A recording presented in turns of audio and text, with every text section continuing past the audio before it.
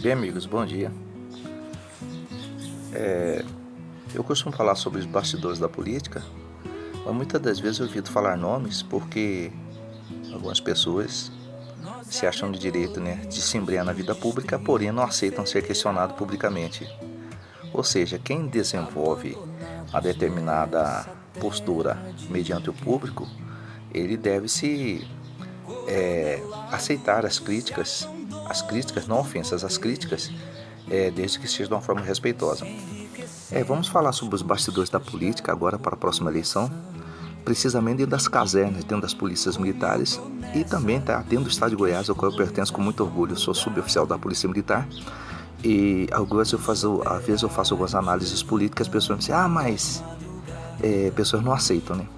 Hoje nós temos 3 presidentes de associações que colocaram seu nome e um dos quais, é um presidente de uma entidade de benefícios que não era associação, mas se tornou uma associação, era uma associação cooperativa, se tornou agora uma associação de defesa dos assuntos, inclusive batendo até de frente com o executivo em algumas questões inerentes a direitos.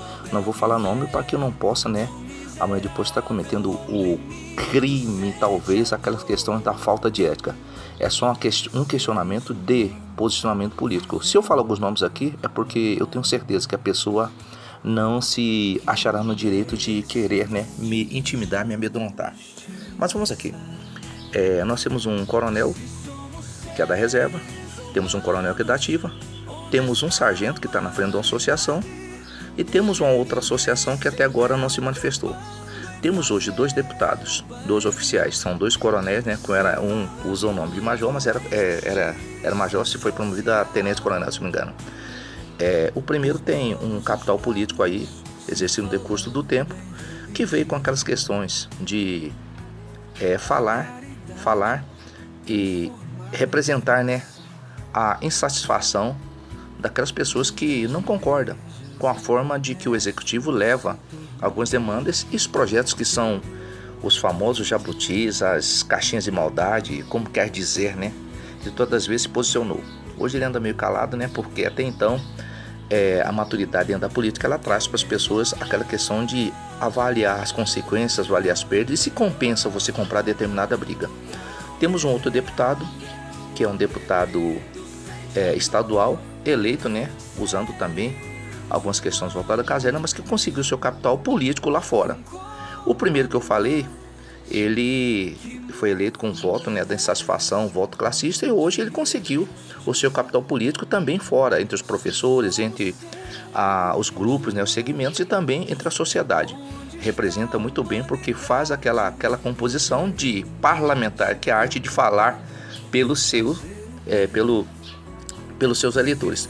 Agora tem um outro que entrou, ele é representante político, vem com o nome da caserna, defende alguns interesses institucionais, inclusive de instituição. Porém, no quesito material humano fica muito a desejar, porque até então nenhum projeto advindo, mesmo que seja pacote de mazelas vindo do executivo, ele jamais deixaria de votar, ou seja, bater de frente contra o executivo. Então ele não é um representante da coletividade, e sim, falar pela instituição, trazer alguns benefícios, inclusive para os aposentados. Isso aí a gente tem que deixar claro, público notório e sem pejora. É uma pessoa que conseguiu seu capital político no mundo externo. Hoje tem, a condição de colocar aquela velocidade de cruzeiro e fazer, uma caminhada para a reeleição como estadual. Federal, nem pensar.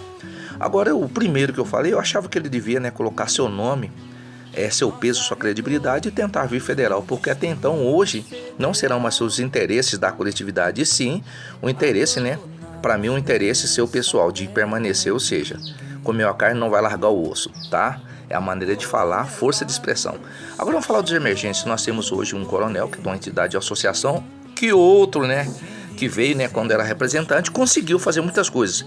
Porém, a visão desse outro, ela é vinda de uma visão classista, inclusive o projeto da Lobby está aí, está implementando, ouvindo, conversando, valorizando a sua percepção. Porém, tem que tomar cuidado. Por quê? Porque até então, uma representatividade, estou falando do coronel, depois vou falar do sargento, subtenente lá do outro lado, O que eu falo para você, hoje nós somos a média de 7 mil policiais militares da ativa.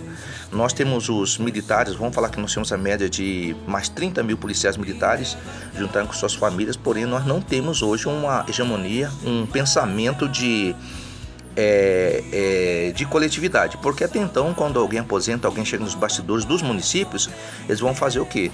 Aquele que entra dentro da política vai querer entrar nos bastidores da política do município e a projeção dos interesses para que possa se lançar candidato a vereador. Eu falei, sei que eu estou na região metropolitana, no entorno do Distrito Federal, e sei como funciona. Aí eu falei assim, mas vamos fazer uma luta classista bem consistente. Não, porque até então, se você não alinhar com o seu município, você leva a pau na próxima eleição. Estou falando isso aí para você, candidato a vereador emergente. Você vai ter que fazer aquela política da diplomacia, da articulação, responsável por política de resultado. Então, conclusão, esse coronel tem que tomar muito cuidado, tem que buscar também o seu prestígio lá fora, porque até então, 7 mil, vamos falar que nós podemos triplicar, 21 mil eleitores divididos entre si, que o reino dividido, a Polícia Militar do Estado de Goiás, de todo o Brasil, ela tem a questão de divisão. Cabe soldados, subtenentes, sargentos, oficiais e aquelas questões. Porém, na questão política, para escolha, não importa se é a praça, não importa se é oficial, tá? O que nós temos que pensar hoje é o seguinte, questão de coletividade. Será que esses candidatos estão lançando nome? Tem capital político? Tem que falar também depois sobre os vereadores, né? Nós temos um coronel que está fazendo um ótimo trabalho nos bastidores de Goiânia, se conseguiu projeção, inclusive vem com apoio dos bastidores também da igreja, né? Tem que observar também, foi eleito, porque é militar. Não, ele tem o seu legado, inclusive está fazendo algumas rádios, está trabalhando. Então, conclusão, tem que observar essa questão. E ele pode vir sim, candidato a deputado federal, tem um passe livre, um caminhada aí, um livre acesso aí com o grupo dos conservadores da direita. Então, eu posso falar o nome, Coronel Urzeda. Não morro de amores, a política não tem emoção, a política é arte da razão, não tem emoção, nem tristeza, nem amor, nem ódio. Eu tô falando entendeu? De uma forma, falei de uma forma semântica. E temos também, né, temos o Cabo Sena aí de Goiânia, que é um grande amigo meu pessoal que vem no longo tempo aí, eu acho que está pronto, pode sim se colocar seu nome aí, porém buscando aquela valorização do capital político feito lá fora, porque até então, algumas votações feitas na gestão passada, né, mesmo que alega, eu não fiz isso, não participei disso, é muito perigoso. Então nós temos que avaliar hoje, Goiânia, estou falando com base na capital, Cabo Novo Andir, nós temos o Cabo Sena, temos um outro nome que nós temos o Coronel Urzeda e temos outros nomes emergentes. Então o que nós podemos fazer hoje? Temos que tomar muito cuidado porque até que final o reino dividido não prospera. E para encerrar esse papo sem rodeio aqui, tá? Eu falei dos principais. Aí você fala, por que não falou meu nome? Eu não falei seu nome porque até então você não chegou a conhecer. Eu tô falando na minha, tá? No meu ângulo de visão, como eleitor aqui nos bastidores. Então aqui passa a se observar as questões. Nós temos a Associação de Subtenentes Sargento, que vai lançar um candidato. Tá? Infelizmente nós não fazemos hoje, depende da situação, a Associação Subtenente Sargento não faz um deputado estadual, só de bastidor não. Vamos dar uma olhadinha para os associados no interior, dá uma passadinha lá em Pires do Rio, na região da Estrada de Ferro, ver como que está a credibilidade das associações. Eu sou associado há mais de 30 anos. Aí vamos dar uma olhadinha na questão da Caixa Beneficente também, que vai lançar um candidato, tem que tomar muito cuidado. Por isso que eu falei, valorizar, entendeu? Criar um capital político lá fora, porque até então o que acontece? Nós não temos eleitores o suficiente dentro da caserna. Nós temos hoje cabos eleitorais. Cabos, subtenentes, agentes e oficiais eleitorais. Porém, né, deixar bem claro para você, sem pejorar. Não falei nome, tá?